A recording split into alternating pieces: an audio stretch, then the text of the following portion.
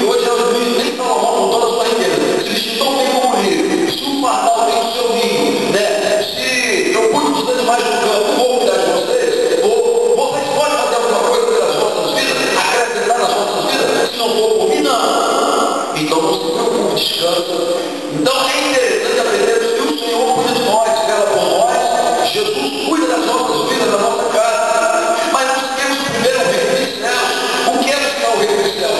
O que tem lá no reino dos céus? O que é que vem do reino dos céus? Quem é que está nos céus? Quem está nos céus é o Senhor Deus, é o nosso amado Jesus Cristo. E o que sai dos céus para nós? A orientação segura, a direção segura, a providência divina, é aquilo que nós precisamos, sai tudo dos céus. Buscar primeiro o reino dos céus. Busca tudo que tem lá, a direção de Deus, a orientação de Deus, a providência de Deus. Porque as demais coisas o Senhor vai nos acrescentando. Mas nós, irmãos, precisamos procurar cada dia nos moldar conforme a palavra do Senhor. A palavra do Senhor limpa, purifica, lava, transforma. E o arrependimento é necessário a partir do momento que aceitamos a Cristo. E o abandonar tudo aquilo que é do velho homem, né? E quando nós aceitamos a Jesus, naturalmente, normalmente, e você traz no coração tanta coisa que batemos que não era bom, a gente às vezes chora bastante.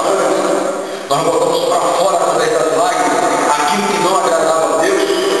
E o Senhor se alegra. Quando você abre o coração, o próprio Espírito de Deus nos ajuda a compreender e entender que aquilo não era bom, que aquilo que praticávamos não era bom e que tudo aquilo tem que ser deixado. E quem nos ajuda é o Senhor.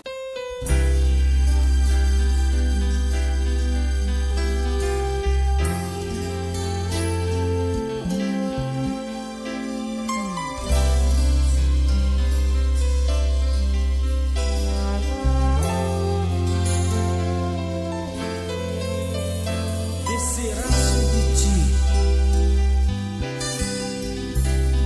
o Espírito Santo de Deus e o poder do Altíssimo te